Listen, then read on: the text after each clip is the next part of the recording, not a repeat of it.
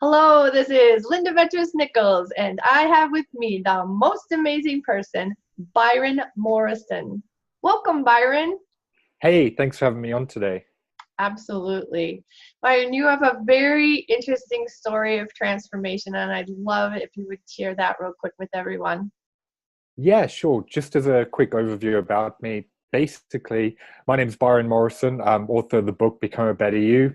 And honestly, though, a few years ago, I was a bit of a mess. I was overweight. I was depressed to the point I didn't want to leave the house. I had no confidence and doubted myself in everything I did. And then my dad got cancer, and in an instant, my whole world was turned upside down. During his treatment, he had most of his bowel surgically removed. And he spent 25 days in ICU, and most of that on life support and breathing through a tracheostomy. And for me, that was the wake up call that if I didn't do something about my own life, that was going to be me. So I went on this whole journey to turn my life around. And since then, I've been on a mission to help other people do the same. And that's basically what's brought us to where we're at today. Yeah, very cool. How old were you when your dad went through cancer? I was about 24. Okay. Yeah. And then you lost him to cancer too, right? No, luckily he pulled through. Oh, So he did. yeah, Oh, we're really, really lucky. Like he kind of went through all of that, and then we kind of got that second chance with him. So what a yeah. great story of hope. I love it. That's so cool.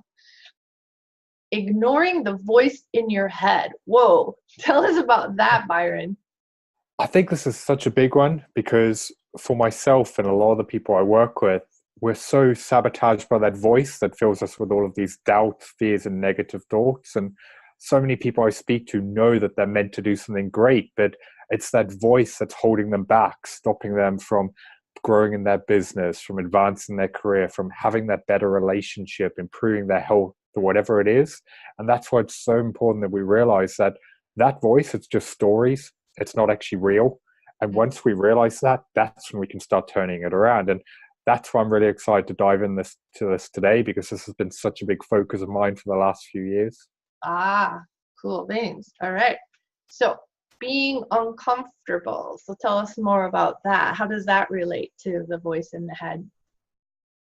For me, it's all about the fact that the way our brains have been programmed, they want to survive. They don't want to thrive. They want to keep everything the same. Whereas the reality is, everything we want tends to be out of our comfort zones. And that's why our brain will sabotage us with all of these negative thoughts to keep us the same. And that's why we really need to start shifting our perspective because at the end of the day, being uncomfortable isn't a bad thing. The world around us is going to be changing anyway. And we've got a choice. We can either be in control of that change or we can let it happen to us. And when we start seeing that pushing your comfort zones doesn't mean overhauling your entire life, any step you take out of that comfort zone, that becomes your new comfort zone. And when you push yourself gradually over time by making small changes, that's how you start to grow and really find out who you are. Yeah, absolutely. It's very cool. And how about normality? What were you thinking there? Like, what does that really mean? A lot of the times when we kind of get stuck, we're in the situation that we're not very happy or whatever it is, we start to normalize it. It becomes our reality. We start to think that this is the way that life has to be.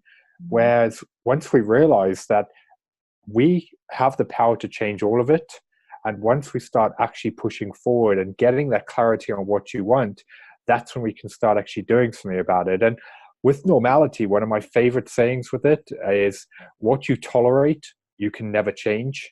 Ooh, And that's why I think we really need that shift where we start breaking through it and seeing that just because it's normal and it feels safe yeah. doesn't mean it's the way that life's meant to be. Wow. Yeah.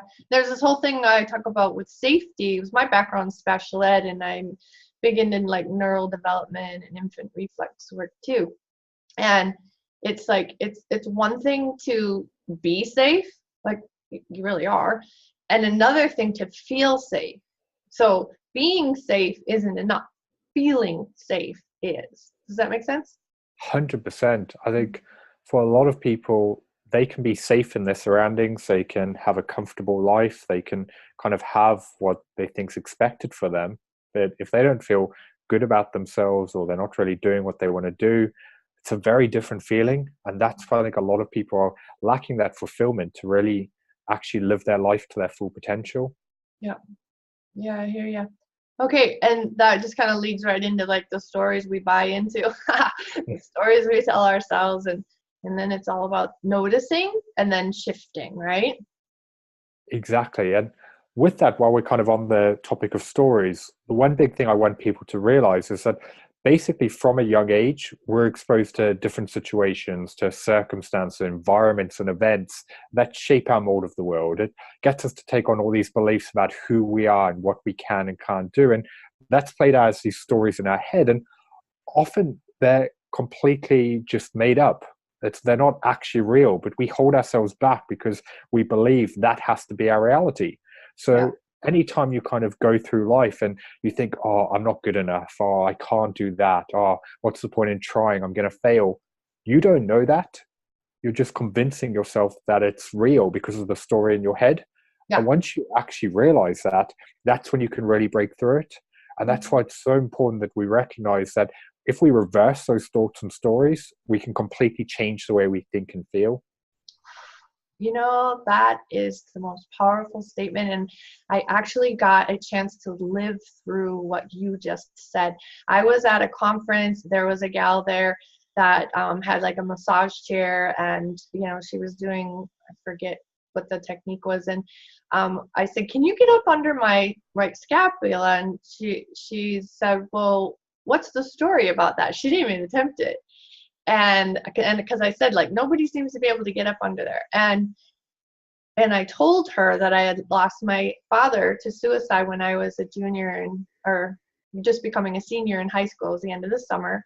And then by January, my gymnastics teacher asked me if I would do the something on the equipment, because my beautiful ballet arms could be get the team some points. We'd be short on kids. And so I was really uncomfortable with it because I promised my dance teacher I'd stay off the equipment. I was headed for professional dance. And I did agree to do the beam, and then I did a round off the end, and I didn't do the equipment, so I didn't think about checking my mat because I really like lost it in the locker room before going out. So my coach was all worried about me, and I'm someplace else in my head. And I did a round off, and my foot hit the metal foot of the beam, and then I keeled over onto that shoulder, right? And right shoulder is father energy, on top of it. It's so crazy how that works. Anyways, then she said, "Rewrite that story." And I went, "What?" And I knew what she meant, but she's like, "Tell me the story right now, rewrite it." And I'm like, "Okay." And so like I took her through, like, none of it happened, right? My husband was standing behind me, and all of a sudden, we all heard it. My right shoulder went clunk, and it dropped right in place. And she went right under it. I was like, wow. We just don't realize what our stories are doing to us, not only mentally, like you said, physically, right? And emotionally as well. Oh, It's yeah, so absolutely. much we kind of hang on to the past, Hmm. not realizing that we can't change what happened, but what we can do is change how we respond to it. And when people start to realize that, that's when they can start setting themselves free, because it's so empowering. Like, especially when you get people with depression and low mood and anxiety, the problem is they're focusing on the past, so they're letting the story in their head still dictate their happiness today. Yeah. And once they actually realize that that's happened, that they've got a choice, that they can start moving forward, they can change how they respond to it. And obviously it's not always that simple, but a lot of the time they feel completely trapped and helpless. And once you empower them to see that, and you go through this process of reprogramming their unconscious mind, they really start getting a shift that puts them back in control. And like you said with your shoulder, it's just amazing. It's just that unconscious action where you're kind of tensed up. And once you let it go, you just kind of completely change. Yeah, it's just so beautiful. That it's always so nice to know. It's so empowering to know that we can change the story. We can shift ourselves emotionally, physically, spiritually, all of it. We are very powerful. And a lot of times we're completely afraid of our power. And so we let the stories get in the way of moving ourselves forward. Yeah, I love it. Okay, which gets us into the procrastination, and then self-sabotage, how we're self-sabotaging our goals and our dreams, right? 100%. And I find self-sabotage absolutely fascinating Hmm. because so many people I come across, and myself included, get this point where we've got this story in our head and it's almost like a self-fulfilling prophecy. Yep. We expect that we can't do it, or we expect that we're going to fail, or that that relationship's going to break down, we're not going to be able to get that promotion or whatever it is. And when we get close, out of fear, we take actions where we kind of panic and we Yep. do something that we wouldn't if we were thinking rationally, and we just mess it all up. Hmm. And I see so many different professionals and entrepreneurs not getting that kind of success they want because they're the biggest barrier in their own way. Yeah. And without kind of silencing that voice and changing these thoughts and stories, they're never going to reach the point they want to be. Hmm. And this was something that for most of my life I personally struggled with. And it was only once I realized what I was actually doing that I could really start changing it for the better. Yeah. And ignore the voice in your head. That one, especially, right? I love it. Okay, so make life count. And kind of the first thing you're talking about here is regrets. So tell us more about make life count and then the regret. Yeah, 100%. This is one of my favorite things. And people who kind of follow me on social media will see me talking about this absolutely constantly because it's one thing that I'll keep hammering into until people get the message. Because one of the biggest realizations I made kind of after my dad's cancer was I spent most of my life kind of locking myself away, isolating myself from the world around me, watching from the sidelines. I was living, but I wasn't alive. And I see so many people being held back by fear. They're not going after what they want. They're not really living their life. They're just looking forward to Friday night. And I want people to realize that they only get one life and they have to start making it count, because the reality is, if they don't, they're going to wake up at 65. They're going to look back at the life that they could have lived, the chances they didn't take, and they're going to be thinking, what if?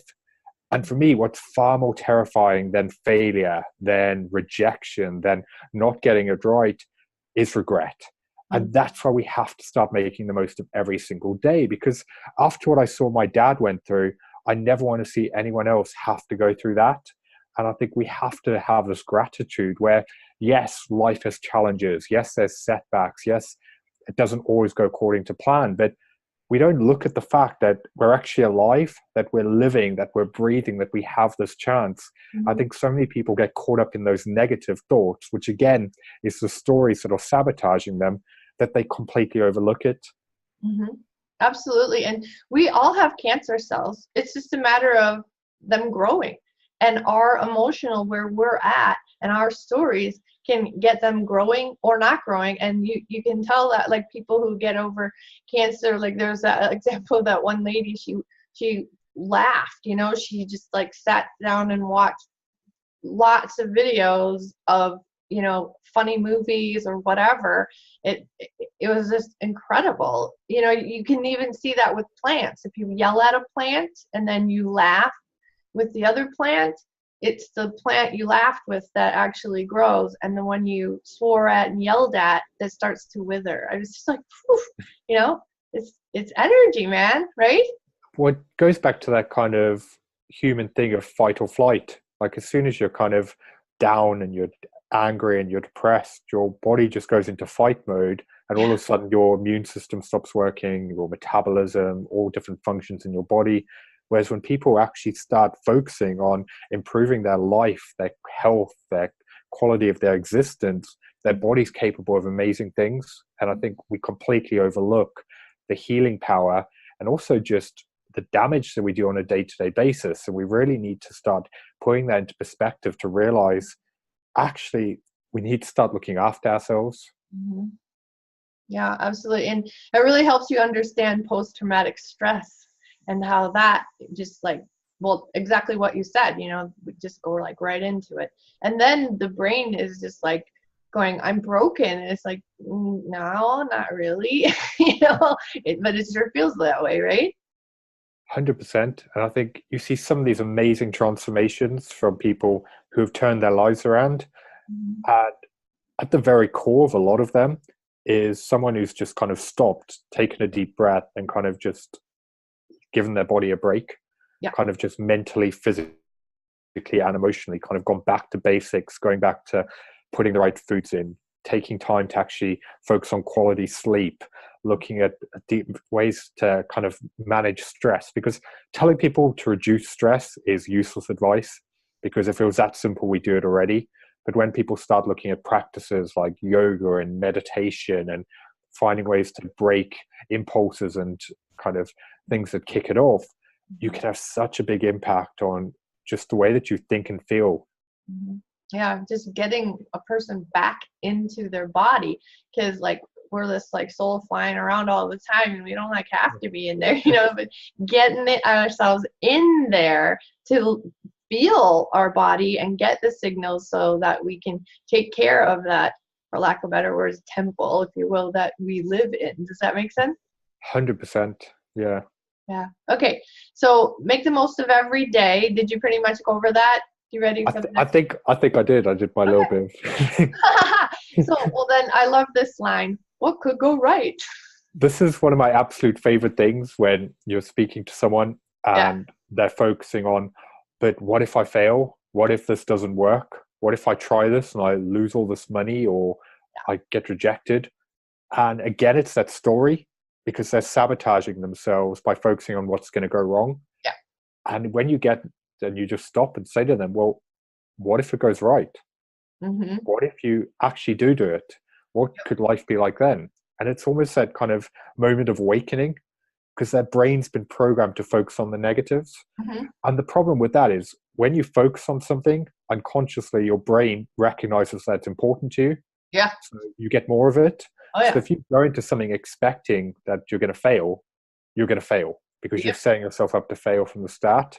Yeah. Whereas when you go in with kind of that change story and perspective where you think about actually what could go right. Yeah. And also as well, if you try and you fail, does it really matter? Like, we build it up as a story in our head as this huge catastrophe, whereas at Yeah. the end of the day, it's like not the end of the world, All yet right. we make out that it is. Mm-hmm. And I think this is why these stories are such an exciting topic, because I know back when I was struggling, I didn't even think about any of this. I was just like struggling, trying to make it through the day. Sure. And when you kind of just shake someone, just get them to realize so many of these choices just are building up to something that we really can be in control of. Yep. Yeah.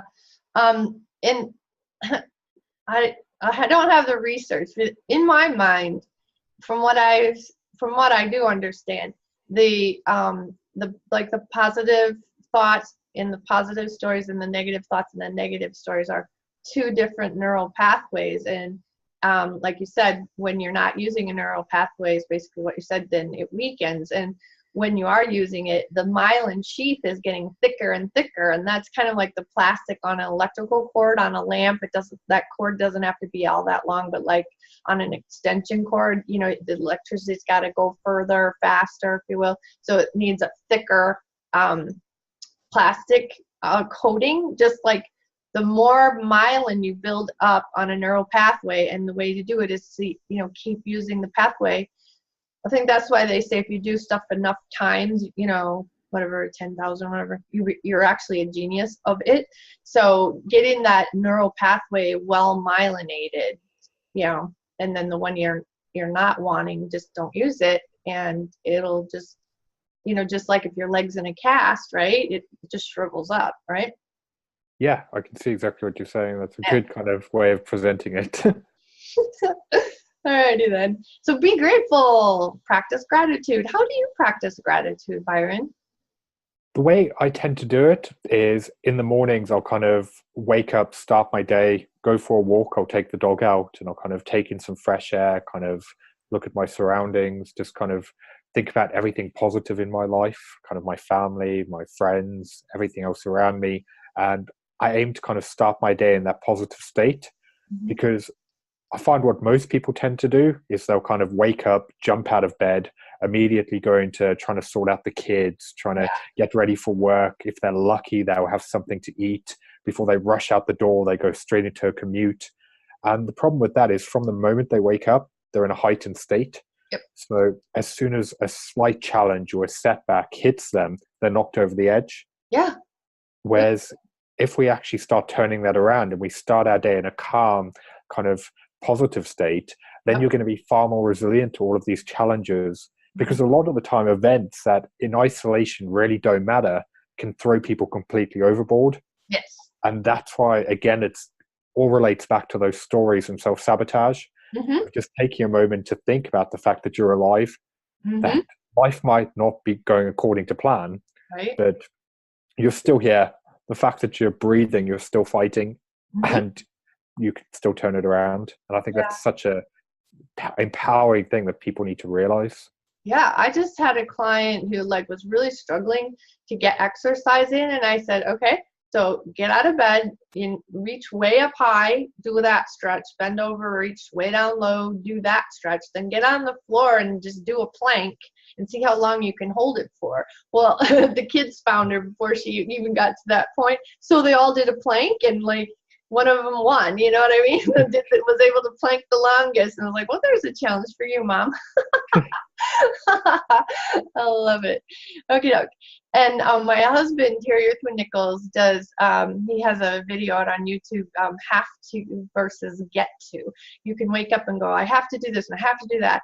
Or you can wake up going, I get to do this and I get to do that. And it really keeps the whole body, the brain, and everything in a much lower state. And of course, an easier state to get down to the gratitude. And if you roll out of bed just starting at that place of gratitude, like, yes, all the better, right?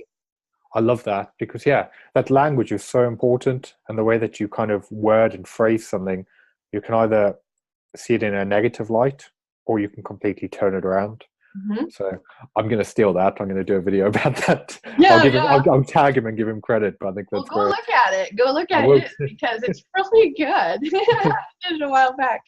Okay, and so yeah, we kind of talked about those around us. You know, it's like don't let them throw you off. You know, you don't need to let them throw you off. Things don't happen to you, right? You're in control. You decide, and like the kids came in, she could have shooed them out, shut the door, or let them join her, which she did. You know, so figure it out. Notice what turns you on, if you will, and is positive for you, and allow those around you to partake in any way that supports you. And if it doesn't support you, like deal with it. Get help. Get find a safe space for your tantruming 2-year-old while you feed your baby or whatever it is. Right? Get it figured out and be in your power. Exactly. There's one thing I want to kind of add into that, and this Hmm. is going on a slight tangent, but I think it's absolutely central to this. Like, one of the biggest shifts that I see in people Uh-huh. is when we get them to start realizing that they've got the ability to choose how they respond to any given situation. Because Yep. if we take the word responsibility and we break it down, you get response and able. And so many people feel powerless. They're at the complete effect of the world around them. Whereas with people I'm working with, we should turn that around. We get them to see that you might be in a difficult situation, it might be out of your control, Right. but you can choose your emotional response and your actions. And I'll Nice. give you an example. A few months ago, I was sat on a train and there was these screaming kids. And for a good few minutes, I was getting really annoyed. But at the end of the day, I realized I couldn't do anything about that. Mhm. But they weren't annoying me. I was choosing to get annoyed by what they were doing. Nice. And once you realize that story in your head and you can turn it around, Yeah. you can find an alternative solution. Like for me, it was just put my headphones on and carry on doing some work, drown it out. Yeah. And that lady, perfect example of that. When the kids came in, she could either get them involved or she could just get annoyed, lose her temper, whatever, and just ruin it. And Yep. it's just, that's such a powerful shift. Yeah. Yeah. I love that. Are you responsible? Responsible. That's so The, cool. the That's big thing about that, though, is yeah. it's never about blame. You're No. not blaming yourself for the situation you're in or what's happening. Because, again, like we spoke about before, you can't change what happened, Yeah. but you can change how you respond to Yeah. Absolutely. And of course, in my world, it's own your shit. it. My tribe. Okay. And being alive, you've alluded to being alive is about thinking about yourself and your brain waves and getting them like as low as possible. I mean, you just came out of a low state of sleep. So like, what's that sort of like next level instead of way up there, so that whatever happens next that you can't control isn't that like straw that breaks the camel's back. And then considering those around us and things don't happen to us, and so that's all part of, being alive. What else would you like to add to be alive? This kind of really ties into my own personal kind of journey, because a few years ago I was working in the corporate world, Mm-hmm. and like a lot of people, I had no passion or purpose. Like deep down inside, I knew I was meant to do something great, but I didn't know what it was. So I was kind of just stuck going through the motions and Yep. going into this office surrounded by people who were basically zombies, just trapped. And Yeah. they would live for Friday night. And that's Yeah. one of those things that makes me so sad when people are like, it's the weekend, or you shouldn't be happy, it's a Monday. Happiness is for a Friday. And it's just like, it's just heartbreaking, Yeah. because it's these people going through life where the majority of their life they're miserable. Like they'll Yeah. get up, they'll drag themselves to work, they'll then stare at the clock, they'll moan and complain all day, they'll go home, they'll sit on the couch, they'll watch TV trying to drown it out, just Mm-hmm. living for that Friday evening. Yep. And for me, if someone's not waking up every single day with passion, purpose, and excited to be alive, then it has to change. It goes back to what we spoke about before, that you only get one life and one chance, and we need to get people to start making it count. Mm-hmm. Yeah. And it's all about you get to do it, right? It's a choice. We don't have to, we get to, right? And it's so down to the individual, Mm-hmm. because saying that passion and purpose, that doesn't mean you have to go and save the world. Like that No. passion and purpose could be your family, it could be helping those around you, it could be Yep. doing something you care about. Mm-hmm. But if you're always focusing on those negatives, it just tears people apart. Yeah. And the other thing with the word passion, people think that they have to like sit passively and wait for their passion. And, in human design, if you're like a generator, it kind of is your style to like wait for it to come to you. However, still being alive and living life and just tapping in and noticing what is going to make me happy in this moment. And when you follow that trail of joy and happiness, that's when you go, oh, here's something I really like, and here's the type of people I really like being around. And all of that is going to, lead you to your passion. And if you're a multi-potentialite like me, your passion is going to be for this 1 minute and this for another, and you're going to take classes to a point. You might not be necessarily finishing things because you're moving on to the next thing, and there's so much shame in that. Like I have a video on my website, lindavetros-nichols.com, in my blog. Emily, I forget her last name, she's out on YouTube too. Just look up multi-potentialite, and she does a great job of getting multi-potentialites out of shame, because like families and stuff see it as like you're lazy or you can't finish anything, like this big negative, and it's really an amazing positive. Does that make sense? 100%. And I think a lot of people kind of go on the search for their passion, not realizing that it might be down a path that they don't even realize. Yeah. And this kind of goes back to what we spoke about before with that comfort zone. Yep. I'll use myself as kind of an example of this. Growing up at school, I was always the kid who was picked last in gym class. I was terrible at exercise. I had this story in my head that I would never enjoy it. It wasn't for me. After my dad's cancer and trying to get into exercise and going to the gym, I remember the first few times going in there, I saw these big guys grunting, staring at their biceps, and I was like, I don't want to be here. Went home convincing myself I'd come back when it's quiet. I had this complete disassociation that I would never enjoy it, but I pushed myself. I escaped my comfort zone. And as I got more into it, I found out that actually I really cared about nutrition. I really cared about all of these behavior changes. That was what sparked an interest. It got me to learn more about it. And that led me down a path where I went and got qualified in that. Then I moved into behavior change. I became a personal trainer. I wrote my book and became this peak performance coach. But none of that would have ever happened if I didn't push myself to go to the gym and try my comfort zones. Wow. And I found a passion in something that if 6 years ago you told me this was what I would be doing, I would have laughed at you or said Yeah. no chance. Like No. I wanted to sit on the couch eating Doritos and watching TV. Like I didn't want to exercise or eat healthy. Yeah, It's just absolutely. those small changes, that gradual shift out of the comfort zone, and you find yourself down different paths. Hmm. Yeah, absolutely. So cool.